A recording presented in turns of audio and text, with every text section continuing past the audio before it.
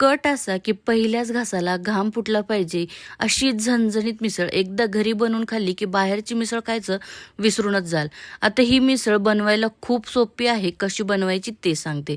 एका भांड्यामध्ये मोड आलेली मटकी घ्यायची, स्वच्छ धुवून घ्यायची. नंतर त्यामध्ये पाणी, हळद, मीठ टाकून शिजवायला ठेवायची. दुसरीकडे वाटण्यासाठी एका कढईमध्ये तेल टाकायचं. 2 ते 3 उभे कापलेले कांदे टाकायचे. मस्त लालसर परतून घ्यायचे. कांदा परतला की त्याला बाजूला करून खोबरं घ्यायचं, त्यालाही लालसर होईपर्यंत भाजायचं. सगळं मिक्स करायचं. यामध्ये टोमॅटो, अद्रक आणि लसूण टाकून त्यालाही मस्त असं परतून घ्यायचं.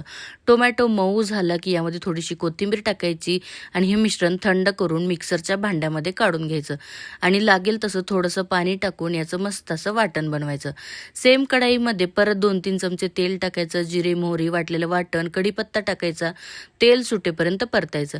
इथं गडबड करायचं नाही. वाटण जे आहे ते छान तेल सुटेपर्यंत परतून घ्यायचं.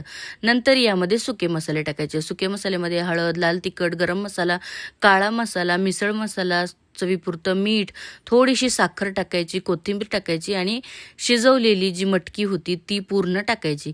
आता पाणी तुमच्या आवडीनुसार कमी जास्त करू शकता.